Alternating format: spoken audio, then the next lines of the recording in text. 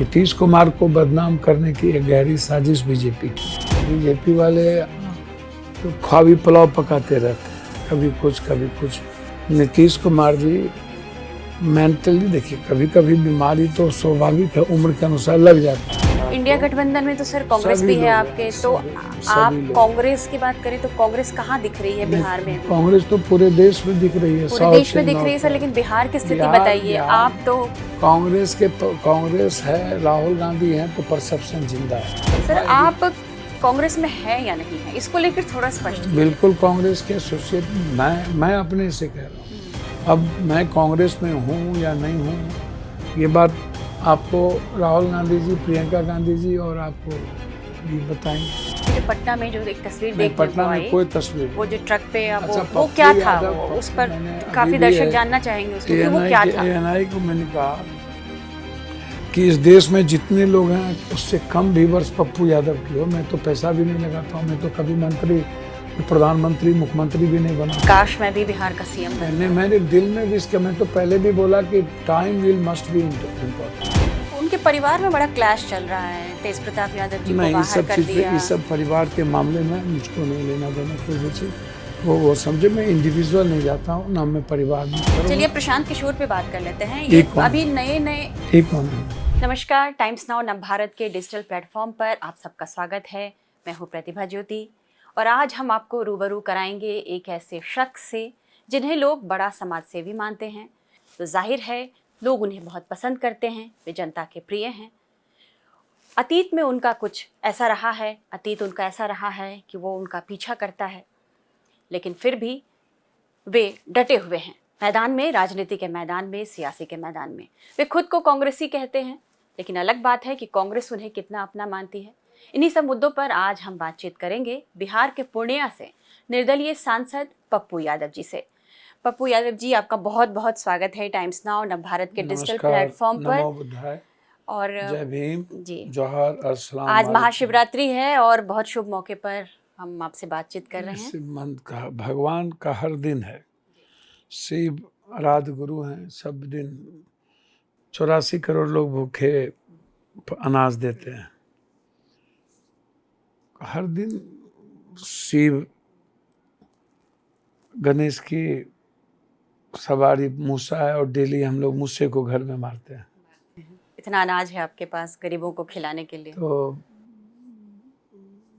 हमेशा आप देखिएगा, मूर्ति घर में लाते हैं, कहते हैं कुछ न कुछ अच्छा हो जाएगा, लेकिन यदि ऐसा होता तो मूर्ति को लोग बेचते ही क्यों?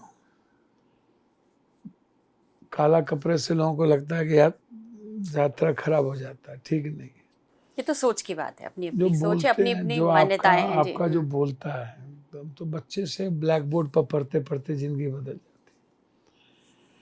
एक दूसरी चीज, आपने एक बात कही, अतीत। मैं राजा परिवार से हूँ, मेरा कोई अतीत नहीं है। मैं आनंद मार्गी फैमिली से हूँ, आनंद मूर्ति जी को मानता हूँ। बड़े जमींदार परिवार में जन्म लिया, टॉपर रहा हूँ, 7 बार संसदीय जीवन जिया हूँ। गरीब और आम लोगों को भगवान मानता हूँ। बेटे और सेवक की तरह उनके प्रति मेरा समर्पण है। मिनट टू मिनट लोगों की खुशियों को ढूंढता हूँ, उसको मुस्कुराने का अवसर कैसे मिले। हर गलत चीज़ों के खिलाफ हूँ, हर उस ताकत और व्यवस्था के खिलाफ हूँ जो आम आदमी के जीवन की। आपकी आवाज़ तो काफ़ी मुखर रहती है, पार्लियामेंट से लेकर सड़क तक। मैं वही आपको कह रहा हूँ, कोई पीछा नहीं कर। भाग है, लोग कहते हैं time will must be important, परिस्थितियाँ हीरो बनाती है। लगभग दुनिया में, देश में, जब कोई गरीब या आम आदमी संकट में, सबसे पहले, हवा से पहले और एम्बुलेंस के पहले हम ही पहुंचते हैं। ये तो मैं जानती हूँ, देखा आपको कोरोना काल से लेकर या बाढ़ हो। जब आप सिस्टम और व्यवस्था के खिलाफ लड़िएगा, नक्सल के खिलाफ लड़े, माओवादी के खिलाफ लड़े, जब आप किसी सिस्टम को, किसी गलत चीज़ों को चैलेंज कीजिएगा तो वो ताकत नहीं, आप खा तो जाएगी। इसमें काफ़ी मुखर हैं और आप जब जैसा मैंने कहा कि आप संसद से सड़क तक इस पर बात करते हैं किसी भी मुद्दे पर। सर अभी बिहार की बात करते हैं, आप वहाँ से सांसद भी हैं। लॉ एंड ऑर्डर की बात काफ़ी हो रही है बिहार में, इधर काफ़ी अपराध बढ़ गए हैं, विपक्ष का नहीं, इधर नहीं अपराध बढ़ गए, कंटिन्यूटी बनी हुई है। आप अपराध के कारण क्या होता है? एडीजी साहब तो कहते हैं कि मई जून में अपराध बढ़ गए। किसान, हाँ। दो बदनाम तो देखिए, नीतीश कुमार को बदनाम करने की एक गहरी साजिश बीजेपी की है, इसको आप समझ लीजिए। पूरा सिस्टम नीतीश कुमार जी के पर्सनल एग्जिस्टेंस पर, उसके कैरियर पर दाग लगाने में लगे हुए हैं ये ऐसा लोग आपको सब। लग रहा है? हाँ। देखिए, आप लंबे समय से उठा के देखिए, मैं कभी भी डेमोक्रेसी तरीके से नहीं चली बिहार। इंस्पेक्टर राज मतलब पदाधिकारी चलाया बिहार को, और कुछ इर्द गिर्द के लोगों ने बिहार चलाने का प्रयास किया। कोई भी क्राइम, कोई भी चीज़ें कब होती है? जब नेता, पदाधिकारी, अपराधी का गठजोड़ होता है। और लगभग नेता पदाधिकारी के 90% नेताओं पदाधिकारी का पैसा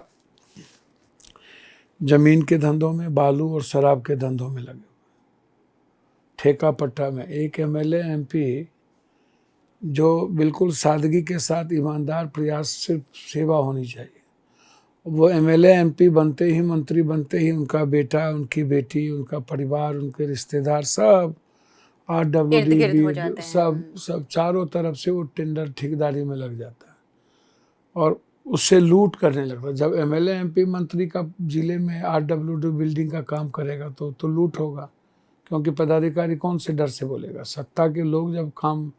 तो यहाँ कौन सा गठजोड़ दिख रहा है आपको बिहार? यहाँ तो पूरा गठजोड़ है। आप जमीन के माफियागिरी, जब जमीन का धंधा कीजिएगा तो उसमें अपराधी माफियाओं का भी सपोर्ट लेना पड़ेगा। बालू का धंधा कीजिएगा तो आपको अपराधी माफिया का भी सपोर्ट लेना पड़ेगा, पदाधिकारी भी होंगे। फोकलैंड हैवा पदाधिकारी का होता है। अच्छा, जब आप सियासत में किचन रूम और बेडरूम अपराधी माफिया से चलने लगेगा तब क्या होगा? आप हमको बता दीजिए। तब तो और दल चलने लगे माफियाओं के, बालू। सभी नेताओं की स्थिति यही है। सिर्फ बिहार की बात कर रहे हैं मैं देश भर की लगभग, लेकिन बिहार में नेताओं की स्थिति यही है। आप उठा के देखिए, यहीं पर आम आदमी पार्टी को उठा के देखिए कि सारे करोड़पति अरबपति को राज्यसभा में लाए, कौन है ये लोग? तो जब आप ऐसे लोगों को राज्यसभा में पैसे दे के लाइएगा तो ये लोग लूटेंगे। पैसे पर आप यदि टिकट दीजिएगा देश भर में, और जितना आरोप आपको लगे शराब के में से लेके सब में, हमाम में सब नंगे, हड्डाल पर उल्लू बैठा है, अंजाम गुलिस्ता क्या होगा? कोई बचे नहीं है। सब लगभग 2-4-5% लोग ही नेता या पदाधिकारी बचे होंगे जो। लेकिन यदि इस तरीके से आप माफियाओं को प्रोटेक्ट कीजिएगा या जाति के आधार पर क्रिमिनल को प्रोटेक्शन दीजिएगा, दादा को, माफियाओं को। एडीजी साहब तो किसानों की बात कर रहे हैं। मैं वही तो कह रहा हूँ। तो एडीजी साहब से पूछिए ना कि कौन पीछे है। नीतीश कुमार जी को बदनाम करने में क्यों इतनी भूमिका है? इनकाउंटर भी गलत किया है। इनकाउंटर हुआ है वहाँ वो पर, गलत हुआ है। जो जैसा सीएम योगी करते हैं। आप हमको नहीं तो इसको जो बिहार में जो इनकाउंटर हुआ, बिहार की भी स्थिति कमोबेश आप उठा के देखिए। बीजेपी ने जो सासाराम के नेता को मंत्री बनाया तो बड़े बालू माफिया रहे। तो जब बालू माफिया मिनिस्टर होंगे और मुजफ्फरपुर के जो नेता को मंत्री बनाया, तो अभी तिहाड़ से निकले थे, जो गोलीकांड हुआ था, एक महिला को लग गई थी, तो आप मंत्री बना दी। जीवन जी जो बड़े बालू कारोबारी माफिया हैं उनको आपने एमएलसी बना दिया। एक आरा के गांजा माफिया को आपने एमएलसी बना दिया। तो जब आप ऐसे लोगों को एमएलए का, एमपी का टिकट दोगे और जाति के आधार पर, जाति भी क्या कहती है? इसमें सिर्फ पदाधिकारी नेता दोषी नहीं है पार्टी, इसमें समाज भी दोषी है। समाज कहता है मेरे अमुक जाति को टिकट दोगे तो मैं चुनाव जिताऊंगा। बिहार में जातिवाद आप तो नहीं, जातिवाद तो लिंगायत, बोकलिंगायत, मराठा, गैर मराठा। बिहार की राजनीति में जातिवाद तो हावी है काफी। नहीं, कर्नाटक में नहीं है क्या? हर जगह है, हर जगह है। नॉर्थ में दलित वर्सेस ब्राह्मण नहीं है क्या? ST SC नहीं है। पेरियार कहाँ जन्म लिया? बाबा साहब अम्बेडकर ने किस विषय, सावित्रीबाई फुले पर क्या हो? तो जाति का, राजस्थान में जाति का जहर नहीं है क्या? घोड़ा पे नहीं चढ़ना, पानी नहीं पीना, कुआं पे नहीं जाना। अभी रंगा संगा के आइडियोलॉजिकल विचारधारा में क्या हुआ, आप हमको जरा बताइए। अभी जो राजस्थान में मंदिर गए थे दलित लीडर, उसको आप पूरा मंदिर धो दिए थे। ये सामाजिक परिवेश क्यों आते, ये परिस्थितियाँ क्यों आती, आप हमको बताइए ना। तो बिहार में आपकी इच्छा शक्ति और नियत नेता की है नहीं, और सभी लोगों को सत्ता और सियासत के लिए कुछ भी करेंगे। आप बलात्कारी हो, मर्डरर हो, माफिया हो, आप थाना में पैसा पहुंचाते हो कि नेता को पैसा पहुंचाते हो? नेता के साथ आपका क्या रिश्ता है? आप किस जात के हो? यदि आप चुनाव जीत सकते हो जाति के आधार पर तो नो क्रिमिनल। सब महात्मा गांधी, सभी नेताओं की स्थिति यही है लगभग।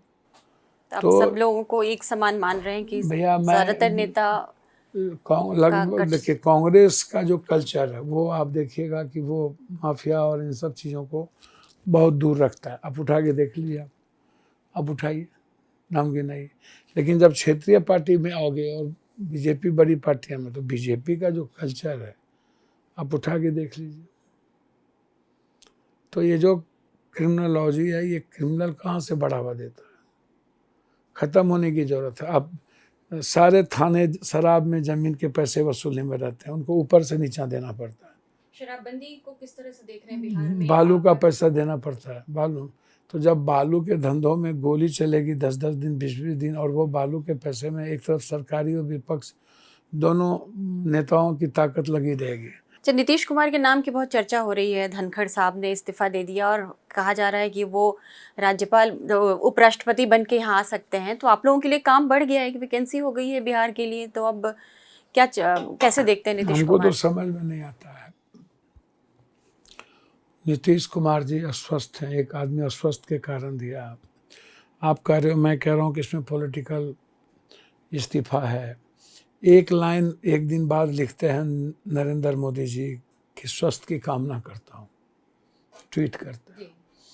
एक भी मंत्री, एक भी बीजेपी के लोग उनके पक्ष में नहीं लिखते।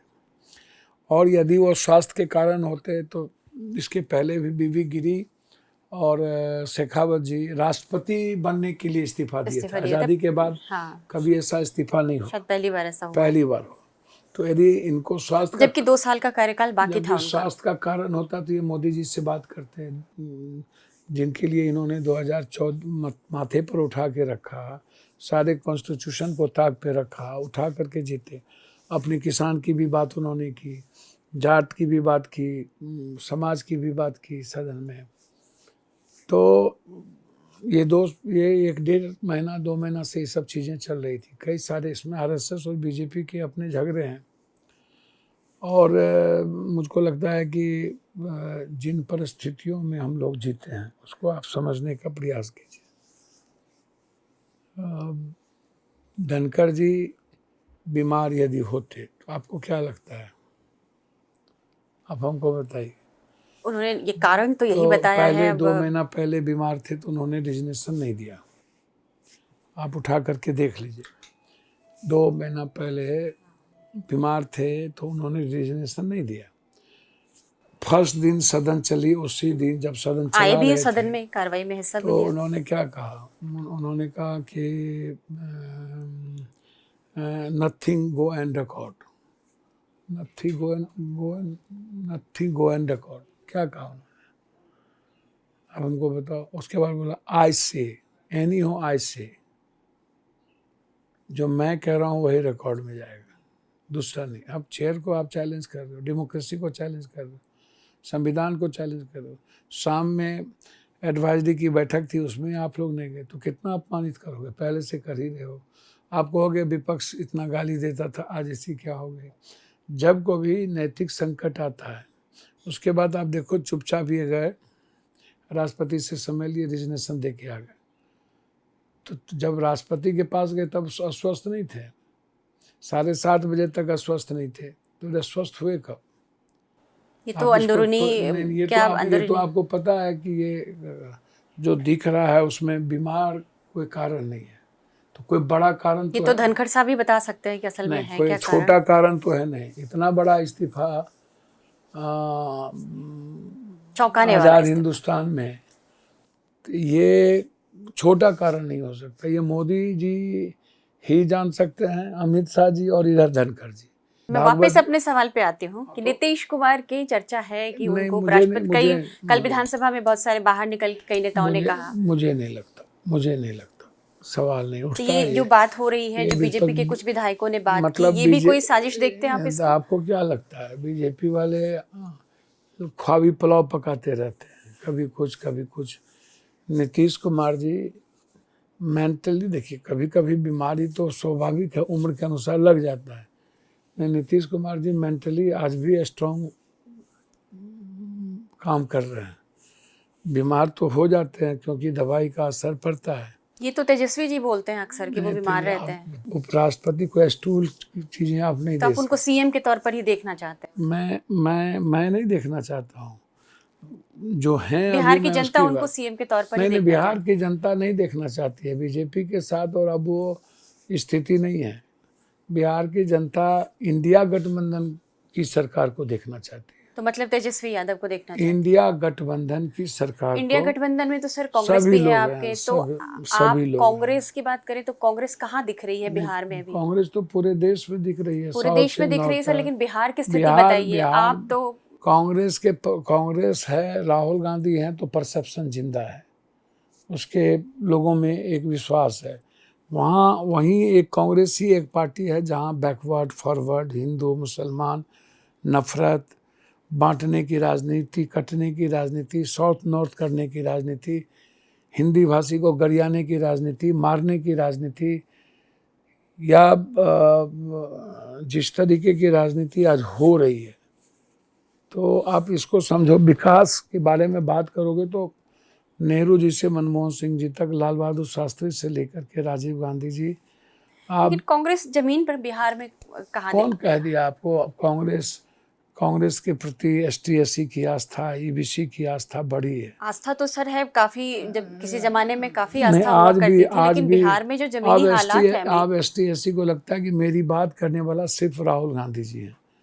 आरक्षण की बात, जाति जनगणना की बात, मेरे जिसकी जितनी जनसंख्या उतनी भागीदारी की बात, हिस्सेदारी की बात, उसी पर तो SIR झूठ फूस का कि ना रहन रोबन हारा कुल। तो सर जो SIR की बात आप कर रहे हैं, उसमें चुनाव आयोग का तो ये कहना है कि हम फर्जी मतदाताओं को हटा रहे हैं। इस पर विपक्ष को क्या आपत्ति है? फर्जी, आप भी चाहेंगे कि फर्जी वोट, बोगस वोटिंग ना हो? चुनाव आयोग खुदे फर्जी है।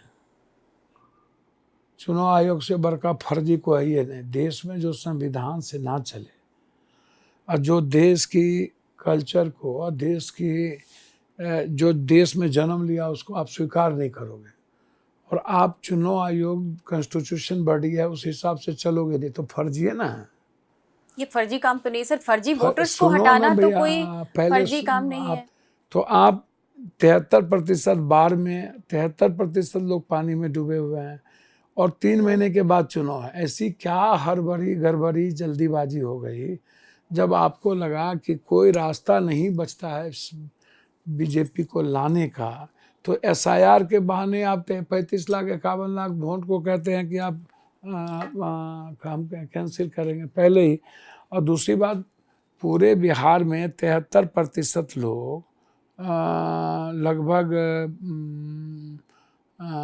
बाढ़ में, 3 करोड़ लोग बाहर हैं, और 14% लोगों के पास ही मैट्रिक का सर्टिफिकेट है, और उसके बाद जन्म प्रमाण पत्र तो नहीं, किसी गरीब ST/SC BC के पास नहीं मिलेगा, बड़े लोगों के पास नहीं मिलेगा। तब क्या रास्ता बचता है सर, जबकि तो चुनाव आयोग ने उस सुझाव को भी माना नहीं है जो सुप्रीम कोर्ट ने कहा? मेरी बात, मैं वही बात कह रहा हूँ ना। ये देखिए, ये आप देखिए, बिहार में वोटर लिस्ट से हटेंगे 51 लाख। जी हाँ, ये देखिए। हाँ।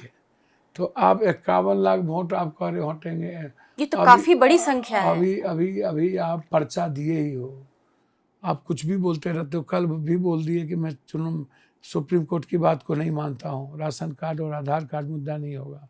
दूसरी बात, जो बात आप कह रहे हो, तो ये 18 जिला गुजरात है जहाँ 100% से ज़्यादा है। दूसरी बात, दिल्ली में 3 जिला है, बिहार में 37 जिला है। इस तरह पूरे देश में आधार कार्ड से 100% से ऊपर वोटर लिस्ट में नाम है। तो क्यों है उसको समझने का प्रयास करिए कि एक तो जो पैन कार्ड है और आधार कार्ड है वो एग्जिस्ट करेगा मरने के बाद भी, आप इसको समझ लीजिए।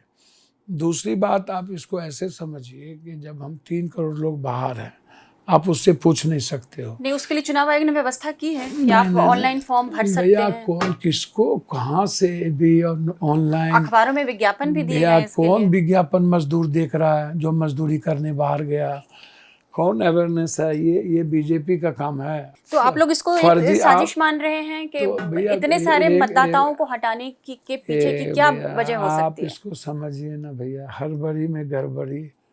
आप अभी पर्ची दिए हो, आपको हम पर्ची एग्ज़ाम के लिए दिए थी और आपने अभी एग्ज़ाम 3 घंटा हुआ नहीं, एग्ज़ाम की कॉपी हमको दी नहीं, तो हम बिना एग्ज़ाम आपको कॉपी दी नहीं तो मार्किंग कैसे करेंगे आप सही दिया कि क्या दिया?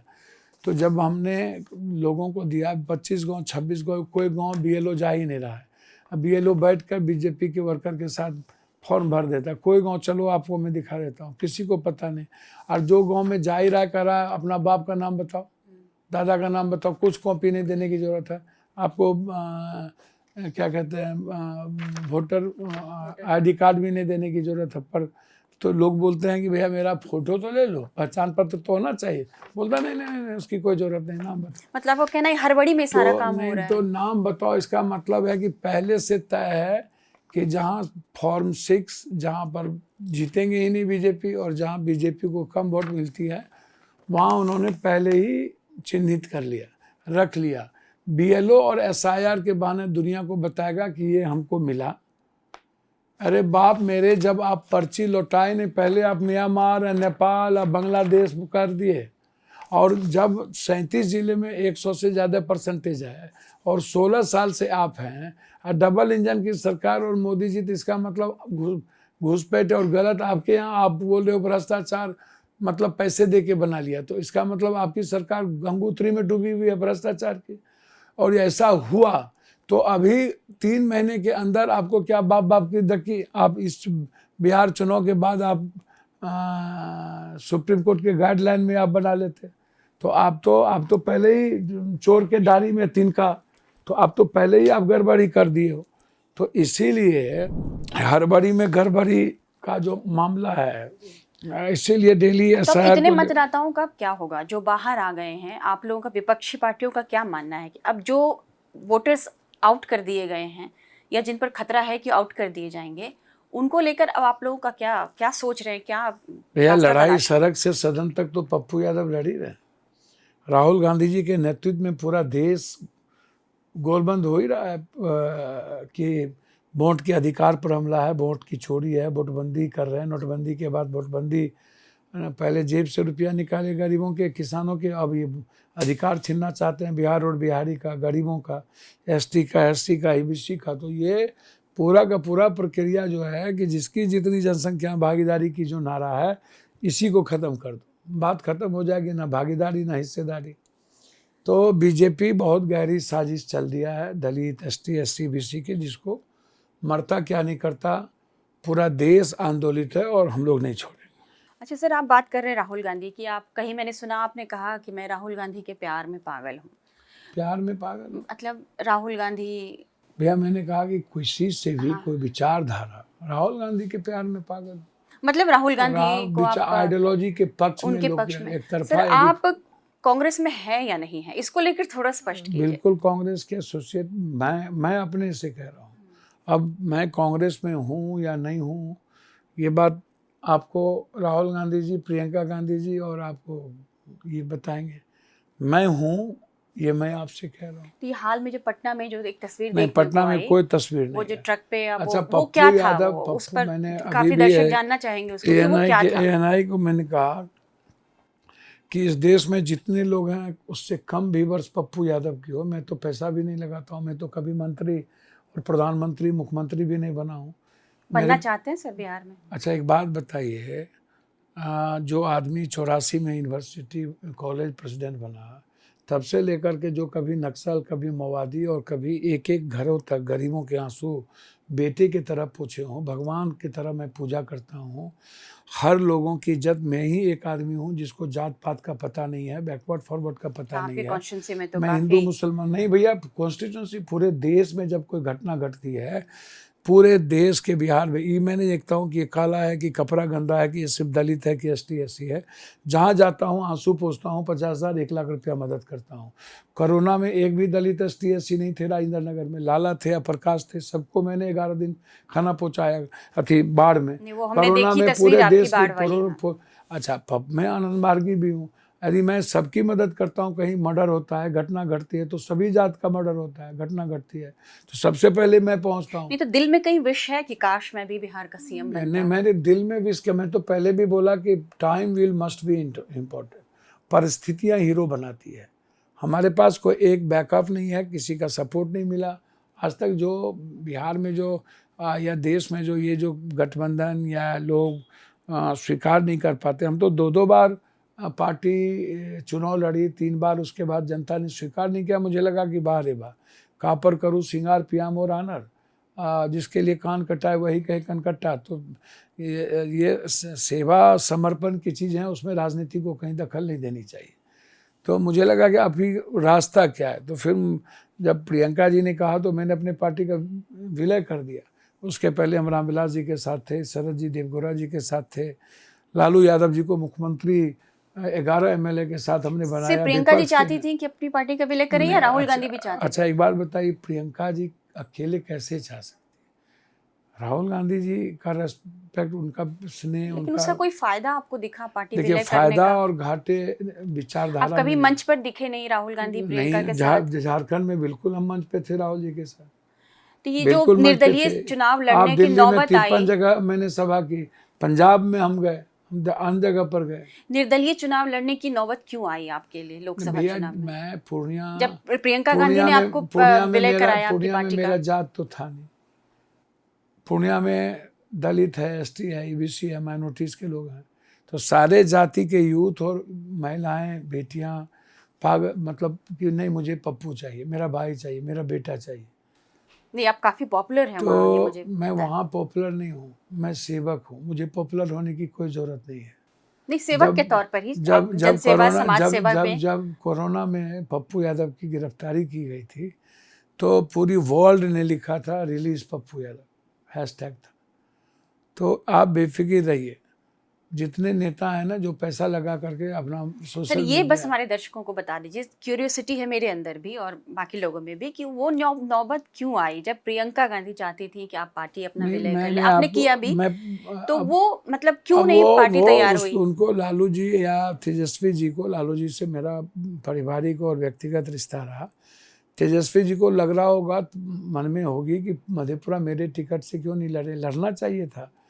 चलिए, मुझे लगा कि एक प्लेटफॉर्म और प्रियंका गांधी जी का जो ट्रस्ट और राहुल जी का जो विश्वास मेरे प्रति बढ़ा, मैडम रंजीत रंजन जी वहीं पर रहें, तो मुझे लगा कि चलिए कहीं ना कहीं एक साथ रहेंगे तो एक अच्छा काम भी करेंगे, चीज़ें भी अच्छा अलग अलग नहीं होगी। तो हम लोगों ने विचारधारा, कांग्रेस की आइडियोलॉजी मुझे ज़्यादा, बुद्धम शरणम गच्छामि, संगम शरणम गच्छामि, ये जो बुद्ध मार्ग, मद मार्गीय मार्ग है जो सबको ले चलने में, और नफरत कहीं नहीं, और जरा सा भी कोई कास्ट क्रेडिट नहीं या कुछ भी नहीं, तो वो मेरी लाइकिंग है। इकोनॉमी और युवाओं के लिए अब एसएससी, बीपीएससी, जो भी ममता, आशा, आंगनबाड़ी, जो भी लड़ाई देखिएगा पप्पू यादव लड़ते हैं। बिहार को कहीं भी पीटा जाए, गुजरात में पीटा गया, बोला बम मार देंगे, हम गए गुजरात। आजकल तो महाराष्ट्र में बात हो रही है, काफी बात हो रही है कि पटक पटक के मारने वाली बात है। वही बात तो मैं कह रहा हूँ, तो रोपिएगा बबूल, खाइएगा खजूर। अब राज ठाकरे जैसा आदमी और सरकार, जिसकी सरकार मौन है, सरकार क्यों मौन है, उसकी स्वीकृति है। नहीं, मराठी बनाम हिंदी की लड़ाई जो है वो उत्तर भारतीय और खासकर बिहार यूपी के लोगों पर आ गई। इस देश में हिंदी भाषी या ये चीज़ नहीं हो सकता।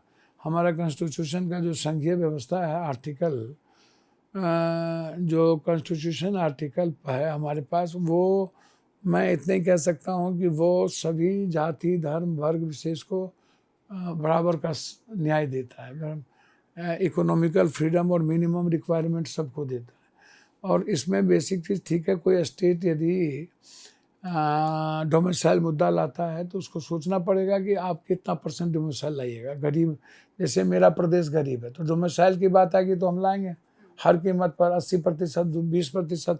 यदि हम देश में मराठी भाई भाई हैं, हम लोग सब लोग हैं, और नेता अपना चुनाव लड़ने के लिए नफरत की राजनीति राज ठाकरे या और लोग हमेशा करते रहते हैं। तो अब चुनाव आ गया बम्बई का तो गाली गुलोज। आपने कहा कि महाराष्ट्र जाके आप लड़ भी सकते हैं। मतलब हम तो लड़ने के लिए दुनिया में कहीं भी लड़ सकते हैं। भैया तुम मेरे भाई माँ बाप को हमारे ही देश में सौतेला बनाओगे और मेरे राइट्स को छीनोगे, हमको मारोगे, तो जी के क्या फायदा है? जाएंगे वहीं मरेंगे, मार देना हम। आप राज ठाकरे जी को कह रहे हैं कि मैं आऊं तो आप मुझे मार देना। जी के क्या करेंगे जब मेरे भाई को, परिवार को, हमारे खून को हमेशा गाली पड़ेगी। कभी असम में गए ना, मुख्यमंत्री वहाँ पर मरवा रहा है बिहारी को, वहाँ गए, मणिपुर में हुआ था वहाँ गए। तो महाराष्ट्र जाने का कोई प्लान है आपका? इस मामले में कोई प्लान है आपका कि महाराष्ट्र में जाके आप इस मुद्दे को उठाएं? जा सकते। राज ठाकरे जी से बात करें कि भैया ऐसे मत करिए आप। एकदम राज ठाकरे जी से बात करने के लायक नहीं। गोबर पर आप घी मत डालो। वो अपने घर से निकलते नहीं, औकात है नहीं निकलने का। निकल के देखें ना एक बार, औकात का पता चल जाएगा। अपने घर में देहरी के भीतर तो कुत्ता भी शेर होता है। हाथी चले बाजार, कुत्ता भूखे हजार। बिहार और बिहारी हिंदी भाषी हमेशा गर्व के साथ चलता है। तो ये नहीं चलेगा, ये इस कंट्री में नहीं चलेगा, और उसके लिए पप्पू यादव के लाश पे चलना होगा। अच्छा सर, ये बताइए, राहुल गांधी, मतलब आप कांग्रेस से जुड़े हैं, कह रहे हैं राहुल पार्टी के सर्वाइवल के लिए, मतलब पार्टी को और मतलब उसमें और कई सुधार आए, उसमें बुनियादी उसमें पार्टी में बदलाव है, कुछ बदलाव आए, इसके लिए आप राहुल गांधी को कोई सलाह आपको लगता है कि हाँ राहुल जी मुझे मिले तो मैं उनको ये सलाह दूंगा कि पार्टी के रिवाइवल के लिए ये जरूरी है? कोई सुझाव? सीखने का कोई उम्र और सीखने का कोई वक्त नहीं होता, सीखा जा सकता है। चाहे राहुल जी एक्सपोर्ट में एक नहीं दो दुनिया के बड़े कॉलेजों में, यूनिवर्सिटी में वो पढ़े हैं। जब से आए कांग्रेस में, चुनाव प्रक्रिया छात्र का, यूथ का लगातार डेमोक्रेटिक तरीके से करवाया उन्होंने, और अब वो उनको समझ है कि इस हिंदुस्तान में जिसकी जितनी जनसंख्या उतनी भागीदारी, हिस्सेदारी मिलनी चाहिए। जो आज़ाद हिंदुस्तान के बाद मंडल का विरोध बीजेपी ने सबसे ज़्यादा किया, तो बीजेपी ने क्यों किया? और मंडल के बावजूद भी ST/SC को वो हिस्सेदारी, भागीदारी क्यों नहीं मिली? एजुकेशन में, नौकरी में, इकोनॉमी में आज भी उनको 84 करोड़ आदमी को अनाज देना पड़ता है। तो राहुल गांधी जी जब बैठते हैं तो सबकी सुनते हैं। वो कोई एक सुझाव बताइए जो आप उनको चाहेंगे कि मैं दूं। मैं एक सुझाव सिर्फ दूंगा कि राजीव गांधी जी जिस तरीके से, एक आग्रह करूंगा, सुझाव नहीं दूंगा राहुल जी को, एक आग्रह कर सकता हूं एज ए सगे भाई, कि राहुल गांधी जी जिस तरीके से, राजीव गांधी जी कॉमन लोगों से इंटरेक्शन होते थे, मिलते थे, राहुल गांधी जी जितने डेमोक्रेटिक हैं या जितने प्रखर हैं, और जिस तरीके से कांग्रेस में कभी कभी कुछ चीज़ हुई भी सही या गलत, उस भूल को स्वीकारते हुए जिस तरीके से 10,000 किलोमीटर पैदल चल के कॉमन आदमी को तो वो तो लोगों से मिलना और प्रधानमंत्री की कुर्सी छीना, नहीं और लोग दुनिया में नहीं मिले, वो पैदल चले, माइनस आज तक नहीं मिला हिंदुस्तान में कोई। तो मैं इतना एक आग्रह जरूर अपने भाई से करूँगा कि आप सुनिए सबकी, आपके अगल बगल जितने लोग हैं सलाह सबकी लीजिए, एकदम लेना चाहिए। और राहुल गांधी लेते भी हैं, सबसे ज़्यादा सम्मान खड़गे जी को देते हैं। जो लोग सलाह सबकी लेते हैं, सुनते हैं, कभी रिक्शा वाला, टमटम वाला, सबकी सुनते हैं, जाके खेत में सबकी सुनते हैं, तब तो वो लड़ रहे हैं। क्या बात आप करते हो? ये राहुल गांधी ही सबकी सुन रहे हैं, और तो मन की बात सुनता है लोग, राहुल गांधी जी दिल की बात सुन रहे हैं। तो आपका सुझाव है कि सुनिए सबकी, करिए अपने मन की। नहीं करिए अपने मन की नहीं, सबकी सुनने के बाद इस देश के 140 करोड़ के हित में जो है वो उनको करने की ज़रूरत है, वो कर भी रहे हैं। लेकिन मेरा आग्रह है कि वो हर दिन 100, 200, 400, 500 आदमी से जनता दरबार, जनता दर्शन ज़रूर मिले लोगों से, ताकि लोग, जैसे राहुल गांधी जी अभी दशरथ मांझी के यहाँ गए, हम 20 सालों से 10,000 रुपया दशरथ मांझी जी को हम दे रहे हैं। घर भी बन रहा है, सुना है हमने वहाँ पे। नहीं, हम 10,000 रुपया दे रहे हैं। राहुल गांधी जी गए तो उन्होंने कह दिया घर बने, वो घर बनना शुरू हो गया। घर बनना शुरू हो गया। तो ये जो जज्बात है, जब वो कॉमन लोगों के साथ इंटरेक्शंस होंगे और अपने आंखों से किसी चीज़ को देखेंगे तो वो जज कर पाएंगे, वो जस्टिस ज़्यादा कर पाएंगे। बनिस्पत जो 4-5 आदमी कोई बात कहता है तो उससे हो सकता है कुछ अच्छा खराब हो सकता है। एक तो यह है। दूसरी चीज़ है कि एक आग्रह, अंतिम आग्रह है कि किसी भी निर्णय लेने में देर ना हो। निर्णय जो कल कर सो अब। देर से आपका क्या मतलब है कि कई बार लीडरशिप कन्फ्लिक्ट जो कई राज्यों में चलता रहता है उसको लेकर? कई देर से है कि समय लग जाता है कुछ चीज़ों को। डेमोक्रेटिक है, सबको मौका देते हैं, लेकिन ये जो वर्तमान में है, कहावत है जो कल कर सो अब, जो अब कर सो, जो कल कर सो आज, जो आज कर सो अब, पल में प्रलय होता है बहुरी करे न कब। मतलब आप मानते हैं कि राहुल गांधी थोड़ा लेट से फैसला कर नहीं, मैं ये नहीं मानता राहुल गांधी लेट से। राहुल गांधी बिल्कुल सही, एक बार वो समझ लेते हैं लोगों को, थोड़ा समझने में, लेकिन मेरा आग्रह है उसको और हम नज़दीक करके कर सकते हैं, जिससे कि परफेक्ट भी होगा और चीज़ें जल्दी आगे भी बढ़ेगी। ये 2 आग्रह तो मेरा है कि लोगों से मिलने का और जल्दी कुछ फैसला करने का।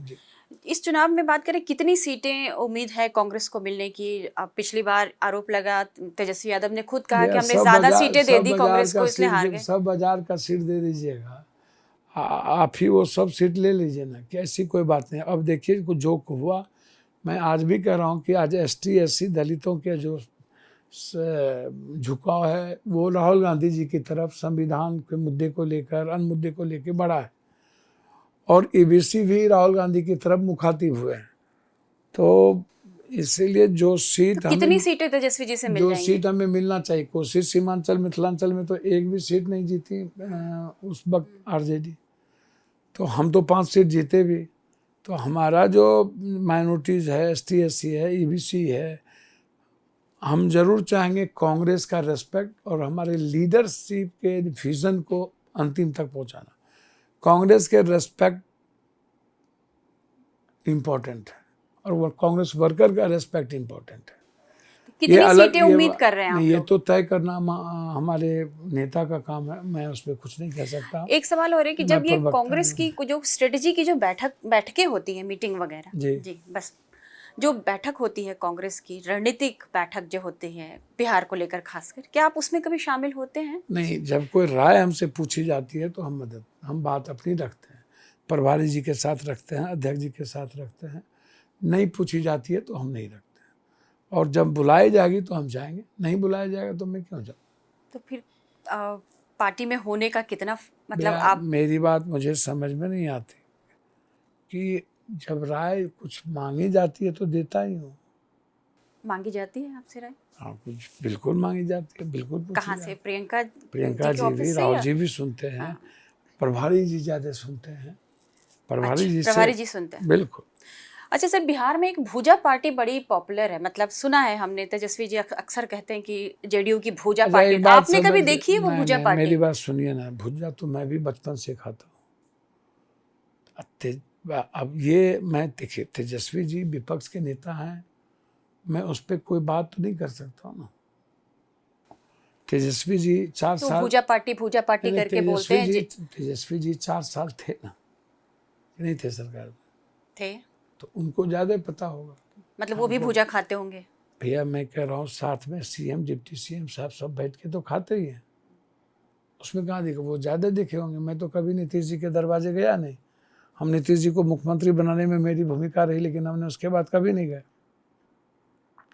हमें उसकी कोई जानकारी नहीं है। कई तरह के सवाल उठते हैं, बहुत सारे पदाधिकारी हैं, आनंद किशोर हैं, पराशर हैं, अमृत प्रत्यय हैं, इस पर कोई चर्चा नहीं होती है, लेकिन DK टैक्स पर चर्चा हो जाती है। भाई आप एक बात समझिए भैया, DK के साथ तो आप भी थे पहले, तो हमेशा DK के 4 साल आप थे, आप ऐसा, आप तो मतलब उनको सब पता होगा, उनको बताना चाहिए था। और उसी वक्त जब आप DK गलत कर रहे थे या कोई सही कर रहे थे, तो आप उस वक्त आप सरकार में रह के DK को हटा देते। सरकार में जाने के बाद इस ऐसी परिस्थिति आती है तो वो विपक्ष के नेता है, वो कुछ भी बोल सकते हैं। उनके परिवार में बड़ा क्लैश चल रहा है, तेज प्रताप यादव जी को नहीं, बाहर कर दिया। इस सब परिवार के मामले में मुझको नहीं लेना देना कोई भी चीज़।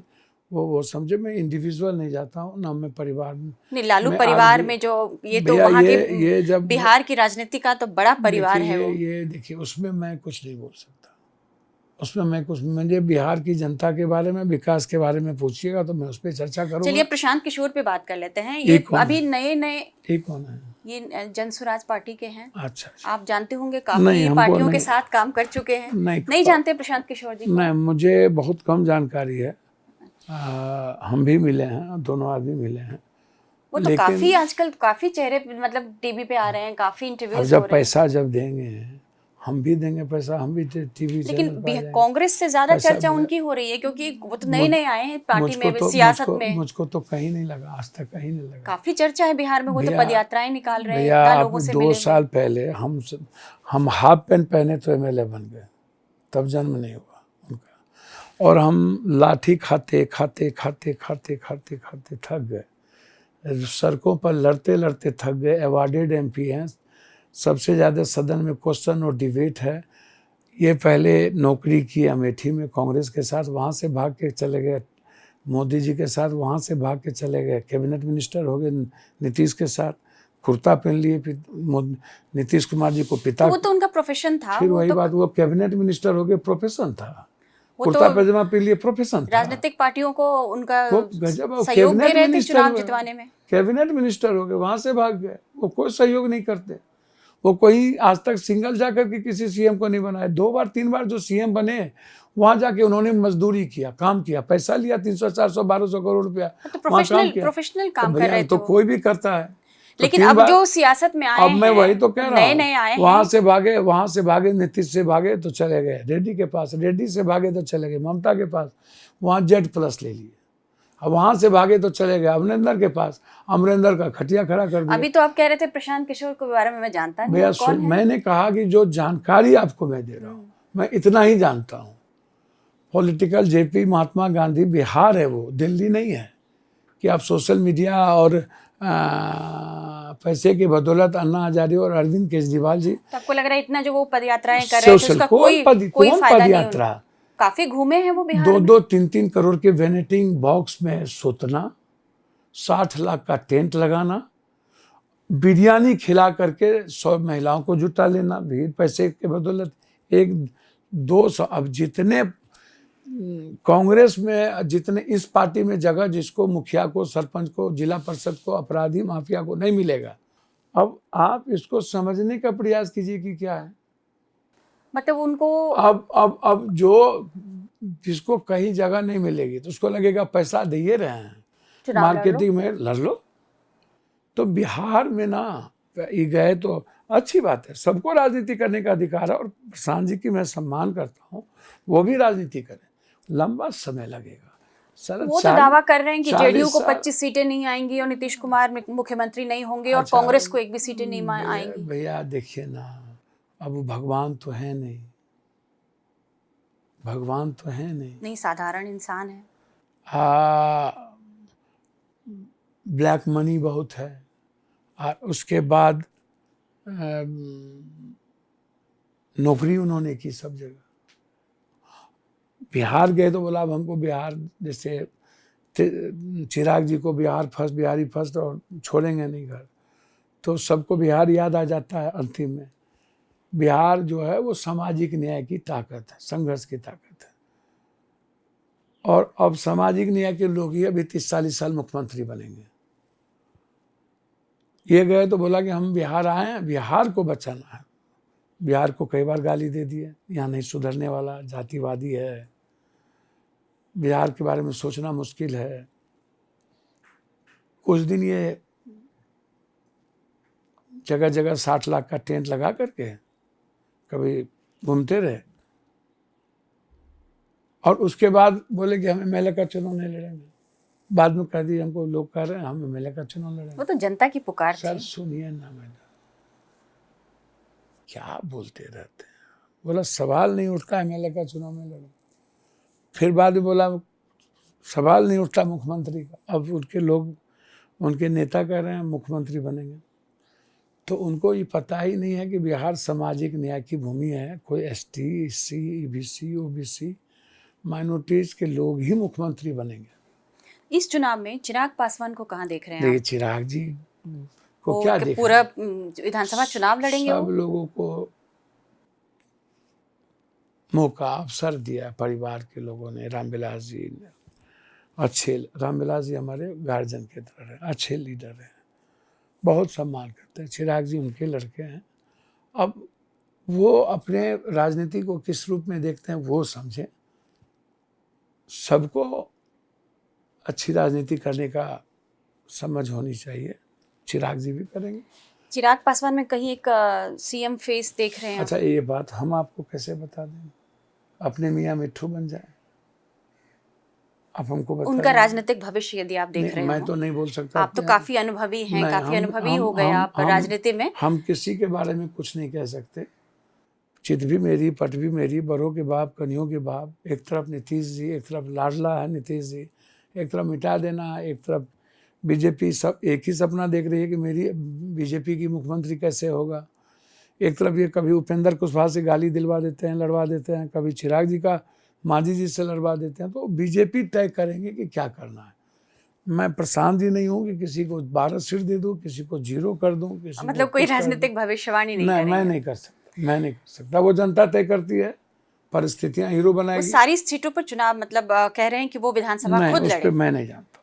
एक आखिरी सवाल सर, सीमांचल में ओवैसी जो है काफी चुनौती बन गए हैं कांग्रेस के लिए। क्या लगता है आपको इस चुनाव में? आप लोगों को लगता होगा सबको चुनाव लड़ने का अधिकार है। वो तो हैदराबाद में भी लड़ते हैं, कई ठो सीट लड़ते हैं, अन्य जगह भी लड़ते हैं। पिछली बार थोड़ी अपनी ताकत तो दिखाई दी भैया देखिए, कभी कभी एक परिस्थितियां आ जाती हैं, समझ गए। जिस तरीके से वार है कुछ विचारों पर, कुछ समाज पर, ये भूल जाए। कोई भी लोग चुनाव सबको लड़े, उनको भी अधिकार है। मेरी कोशिश होगी कि इंडिया गठबंधन का मत का विभाजन ना हो और एनडीए गठबंधन समाप्त हो। तो जब आप कह रहे हैं, मतलब एक बिल्कुल आखिरी सवाल है कि जब आप कह रहे हैं कि इंडिया गठबंधन आए सरकार में, तो इंडिया गठबंधन को वहाँ तो लीड तेजस्वी यादव कर रहे हैं। देखिए कौन करेंगे लीड, क्या वो तो तय नेता मेरे करेंगे।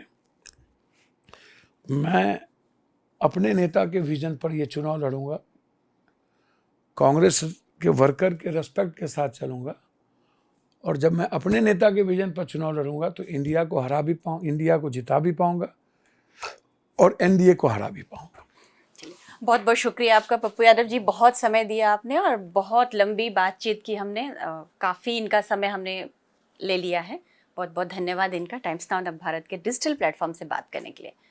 देखते रहिएगा, फिर हम अगली कड़ी में फिर किसी शख्सियत के साथ आपके साथ जुड़ेंगे।